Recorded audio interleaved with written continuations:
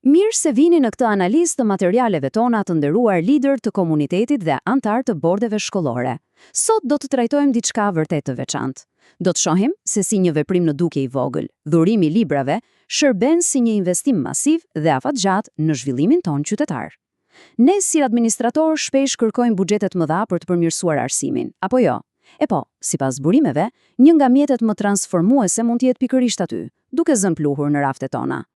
Këtu theksohet një ide e shkëlqyer për ta nisur. Një libër nuk është thjesht letër dhe faqe.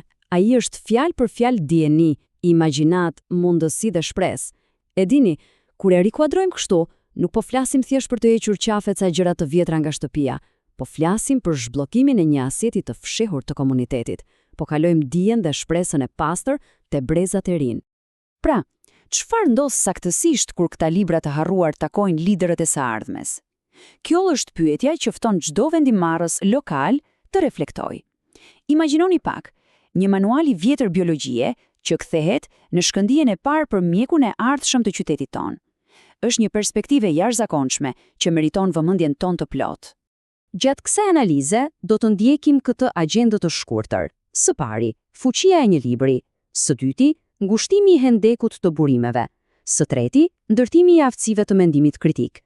Më pas, thyerja e miteve mbi dhurimin. E pesta, organizimi i fushatave lokale.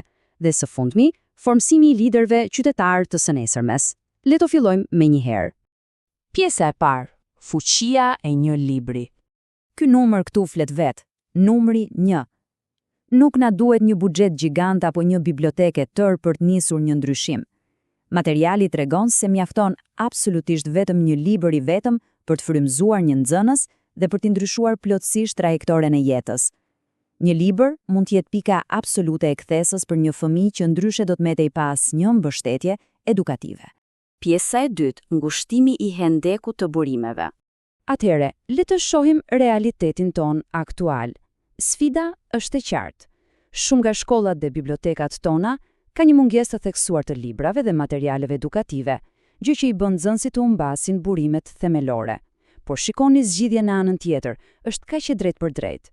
Dhurimi i librave e kompenson menjëherë këtë hendek dhe pasuron bibliotekat, pa pasur nevojë të presim aprovimin e buxheteve burokratike. Pjesa e tretë, ndërtimi i aftësive të mendimit kritik. Për ne si udhëheqës arsimi, ky është thelbi i vërtet. Leximi nuk është thjesht një detyrë shtëpie. Burimet tregojnë se leximi zhvillon në mënyrë jashtëzakonisht aktive imagjinatën, aftësitë e mendimit kritik, kreativitetin dhe atë dëshirën e pashtershme për të nxënë gjatë gjithë jetës. Nuk bëhet fjalë për mësim përmendësh të disa fakteve, por për ndërtimin e themeleve të forta kognitive, faqe pas faqeje. Dhe kjo fjali e përmbledh në mënyrë perfekte të gjithë filozofinë. Një fëmijë që lexon sot mund të bëhet lider nesër. Kjo nuk është thjesht një nismë bamirësie. Ky është një investim absolutisht strategjik në leadershipin e ardhshëm të komunitetit ton. Kalojmë te pjesa e katërt, thyerja e miteve mbi dhurimin e librave. Për të siguruar mbështetje afatgjat, duhet të rrëzojmë disa mite thelbësore. Miti numër 1, librat e vjetër nuk kanë asnjë vlerë. E po, ja cili është realiteti? Një libër i përdorur mbetet një burim i jashtëzakonshëm frymëzimi për dikë tjetër. Faqet mund të jenë vërtet të zverdhura, por forca e atyre fjalëve nuk humbet. Për një nxënës që i mungon qasja, ky libër është një thesar i paprekur. Miti i dytë është ky, cinizmi i përhapur se një libër i vetëm nuk ndryshon asgjë. Kjo thjesht nuk është e vërtetë. Materiali ynë e thekson qartë se shumë jetë janë transformuar plotësisht nga një libër i vetëm. Si lider komuniteti, ne nuk mund të lejojmë që ky mentalitet dekurajues të ndalojë pjesëmarrjen qytetare.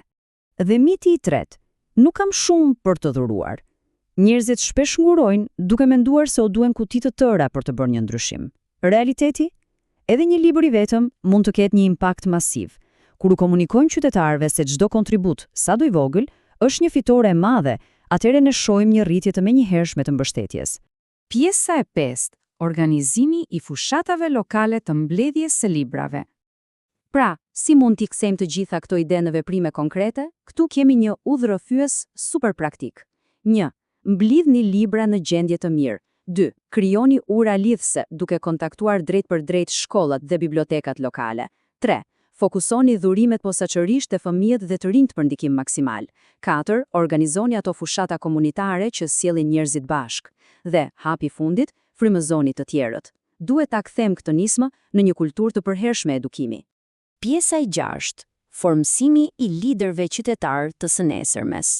Ne e dim shumë mirë që shoqëritë e forta nuk bazohen vetëm në infrastrukturë asfalti e betoni. Ato ndërtojnë fuqimisht mbi edukimin, dijen, kulturën, empatin dhe zhvillimin e komunitetit. Sipas analizës son, të mbrosh e të mbështesësh këto fusha përmes ndarjes së dijes është një akt i mirëfillt patriotizmi lokal. Kështu ndërtojmë një mjedis më harmonik për të gjithë. Ky vizualizim e tregon të gjithën. Shikoni si zhvillohet ky transformim. Dita e parë, një libër ndahet, një veprim logjistik fare i thjeshtë. Pas një muaji, ja ku ndodh magjia e vërtet, mendja dhe perspektiva e një personi fillojnë të zgjerojnë dhe të ndryshojnë. Dhe pas një viti, e ardhmja e atij individi dhe bashkë me të e ardhmja e gjithë komunitetit është fjalë për fjalë transformuar. Ky është ai efekti zinxhir i pandalshëm që ne kërkojmë të arrijmë. Dhuro libra, ndaj dijeni, ndrysho të ardhmen.